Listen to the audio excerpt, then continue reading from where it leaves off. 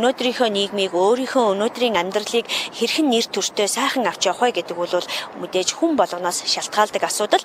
Өнөөдөр энэ нэг гэр бүл мөртлөө хоёр амьдралаар амьдарч байгаа энэ хүмүүсийн ёс зүйн байдал өнөөдөр ямар хэмжээнд хүрээд байгаа, харилцааны асуудал ямар хэмжээнд хүрээд байгаа, нэг нэгнийгээ хүндэтгэх тэр зарчим өнөөдөр алдагдаад байна уу гэсэн олон эмзэглэл мэдээж байгаа.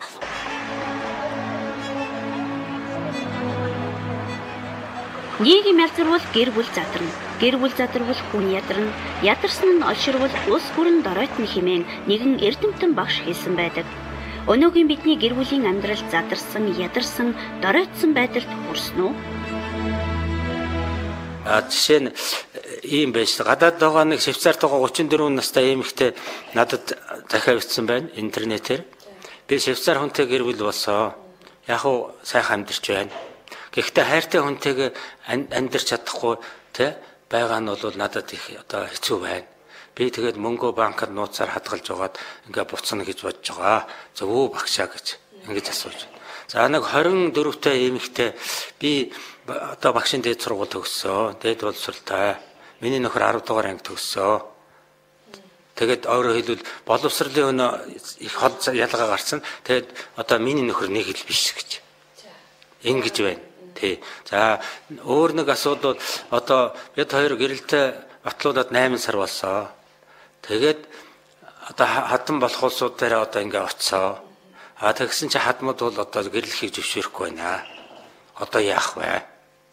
гэж ингэж. Миний эхнэр нэг л биш ажиглаад байхад бид хоёрын яриа нэг л тохирохгүй боллоо. Хинд нь байна? Энэ жил ус мингэндээ байна уу? Үзэл бодлын зөрөөнд байна уу? Нэг ажилтан эрэгтэй 30 гаруй насны хүн асуусан байгаа. Эхнэр нь бол манай төвийн томоохон газрын дарга хийдэг гинэ. Тэгээ манай эхнэр одоо ирээд яг л ажил дээр байдаг шиг надтай харьцаад байгаа. Одоо тэг ингээд одоо ингээд яг л одоо тэр даргарах байдал гараад байна. Би бол одоо энийг нь бол тийм байлгахгүй юмсан. Сайхан одоо харьцаж байх юмсан гэж бодох юм. Би их нэртэй юу гэж зөвлөх вэ? Гэт ингээд дандаа гэр бүлийн харилцааны асуудал гараад ирж байна. Тэгэл салах уу, тэгэл үргүйдлийн асуудал, сексийн харилцааны асуудал гэдэг ингээд одоо урсаж орж ирж байна л да. Тэгээ энд одоо хариу өгөхөд тэр болгон хариу өгөх боломж байж ч болно, байхгүй ч байж болно. Тэгэхээр зэрэг энд нэг л гол зүйл бол ерөөсөө төв хөдөөгүй энэ гэр бүлүүдийн боловсролд их анхаарах хэрэгтэй.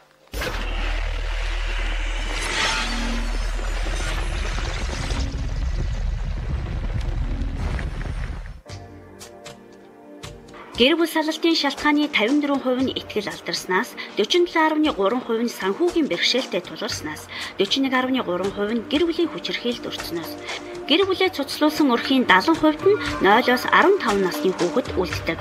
Гэр бүл салалт 30-аас 34 насныханд хамгийн их түгээмэл болсон. Гэр бүлээ цуцлуулах хүсэлтийн 82.8%-ийг эмэгтэйчүүд, 17.2%-ийг эрэгтэйчүүд гаргадаг байна. Монгол нийт өрхийн 10% буюу 63 мянган өргөтлгөөсөн эмэгтэйчүүд байна. Мянган хүн тутамд салалт 2.5 дахин нэмэгдэж байна. Энэхүү статистик судалгааны дүн нь Монголын гэр бүлийн байдлын бодит дүр төрх юм. Бид ийм л докторгүй, баталгаагүй, бутарсан нийгэмд чадан ядан амьдарч байна. Яагаад итгэл алдарч хэрүүл үүсгэж эцэст нь салав? Амьдралын ямар шаардлага тулгарвгээд олон асуулт бидний өмнө байна. Манай гэр бүлүүд бол үнэхээр харамсмаар тэр дундаа суугаад одоо 1-2 жил болоо салж байгаа ийм салалтын тухайн асуудал бол их байгаа нь бол гэр бүл болно гэдэг энэ утгаан бол ерөөс төдийлөн ойлголгүй сууж байна. Суусныхаа дараагаар бол ерөөс ямар ч хариуцлагагүйгээр ерөөсөө төлөвлөөгөө одоо үр хүүхдийг төрүүлж байна. За ингэсний дараагаар бол одоо сэтгэл санаа одоо тохирсонгүй гэдэг шалтгаанаар л ерөөсөө аль болохоор хурдан гэр бүлээ цуслуулъя гэдэг ингэж байгаа. За энэний шалтгаан бол мэдээж хэрэг одоо гадаад дотоод явж ажилласны улмаас хоёр талд удаан байсны улмаас гэр бүл бол бид тэрийн одоо сэтгэл санаа бол нийлэх юм болжээ. Ингээд Солонгост ажиллаж байгаа дэртэл ингээд Америкт байж байгаа дэртэл бол нэгэнт бид тэр бол нийлэх юм болсон тодорхой учраас одоо хурдан салгаад өгөөч. Тэгээч бид нар бол одоо өөр амьдралтай болсон гэж ингэж ярьж байгаа залуучуудын тоо бол маш их болсон. Гэр бүлийнхээ амьдралыг төлөвлөхдөө өөрсдийнхөө одоо хувийн амьдралаа төлөвлөхдөө болж л өгвөл одоо цугтаа яаж хамттай байх уу, энэ амьдралыг хамтдаа яаж бүтээх үү гэдэг тэр зорилгын дор бас өөрсдийнхөө ирээдүйн амьдралыг төлөвлөх нь зүйтэй юм болов уу гэсэн ийм зүйлийг мэргэжлийн судлаачид хэлж байгаа юм аа. Сэтгэлийн засаад биеийн засаа. Биеийн засаад гэрийн төрөөний зас гэсэн. Тэгэхээр сэтгэл эрүүл байх хэрэгтэй. Сэтгэл эрүүл байвал бие эрүүл байна. Энэ хоёр эрүүл байвал гэр бүлийн харилцаа бүгдтэй тэгш эрүүл байх юм учраас. Тийм учраас би сэтгэлийн маш их төвчээртэй тэгээд маш их учрыг олж хүнд хандхал ийм л асуудал болж байна.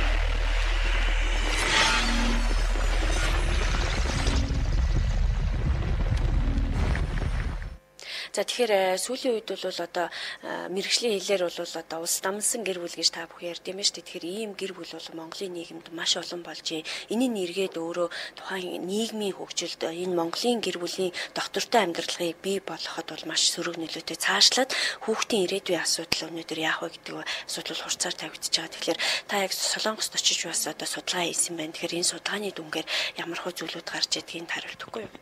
Тэнд байгаа залуучууд маань за гэрэлсэн залуучууд ерөнхийдөө бол 50% байдаг гэж байна. За гэрлээгүй гэрлэж амжаагүй ирсэн залуучууд бол бас 50% байдаг гэж байна. За тэгээд дунджаар 3.5 жил Солонгост байдаг юм байна. За тэгээд нөгөө гэрээ хугацаа дуусахаар буцаж ирэхийг хүсдэггүй, үргэлжлүүлээд хар болчдөг. Ингээд 6 жил, 7 жил болчдөг. Бүр 10 гаруй жил болсон ч хүн байна. Тэгээд тэд нар яадаг вэ гэхээр нөгөө монголчуудын бие холдвол сэтгэл холдно гэдэг шиг бас тодорхой хүмүүсийн дунд бол гэр бүл саллах үзэгдэл бол нэлээд түгээмэл байна. Тэгээд дээрэс нь нөгөө энд гэрлэлтийн насны нөгөө бүсгүүчүүд маань нөхөргүй бүсгүүчүүдийн тоо нэмэгдэж байна. Тэр гэрлэх насны эрэгчүүд гадагшаа явснаар нөгөө талаас нөгөө нөхөр нь байхгүй эмэгтэйчүүд энд бас өөр бас тэг гэр бүлийн ямар нэгэн гэр бүлтэй хүнтэй тэг харилцаа үүсгэх асуудал бас энд гарч байна. Тэнд бас асуудал гарч байна гэдэг энэ асуудал бол гэр бүл салах шалтгаан болж байна. Монголын хамгийн сайхан одоо залуучууд гэр бүлээ тижээх гээл өөр оронд ингээл амьдрал ингээл явчихж байна. Ард нь бол нэг эхнэрийн ч юм уу нөхрийн ч юм уу нэг нь одоо гэр орноо даагаал үлдэж байна.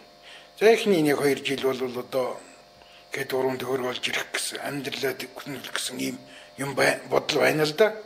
Гэхдээ энэ нь бол одоо хэдэн төгрөгнөөс илүү нөгөө сэтгэл гэдэг нандин их баялаг агуу сайхан юм нь бол улам холдоод тэр нь хоосроод нөгөө зүрхэнд нь байсан хайр, тархинд нь байсан одоо тэр сайхан бодол санаа бол одоо аажим багассаар байгаад тэгээд мөнгөчгүй, сэтгэлжгүй амьдралжгүй болох ийм одоо бараан үр дагавар ирэх юм зөндөө байна л да.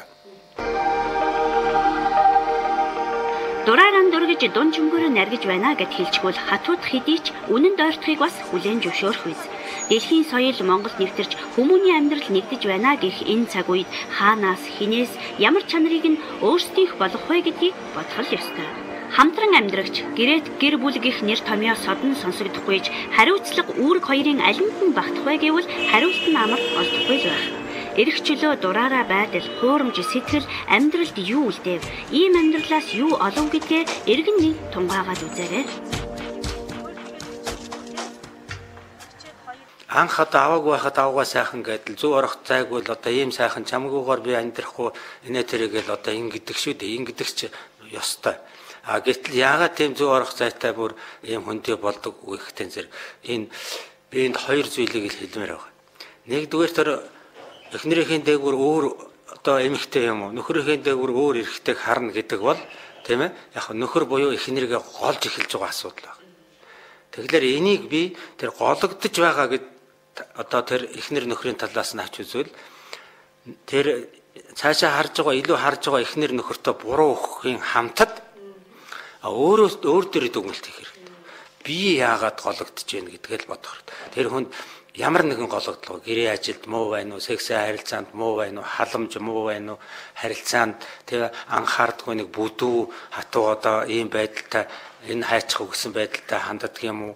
Ингээ хамтраад нэг аялал явчих, салхинд гарчих, тэгээ ингээхэд нь явдаггүй, тэгсэн мөртлөө хардаад сэрдээд одоо найз нөхдөөс нь хүртэл хөндөрлөхөд хүргээд байх ийм одоо явдлыг одоо ирчүүд бол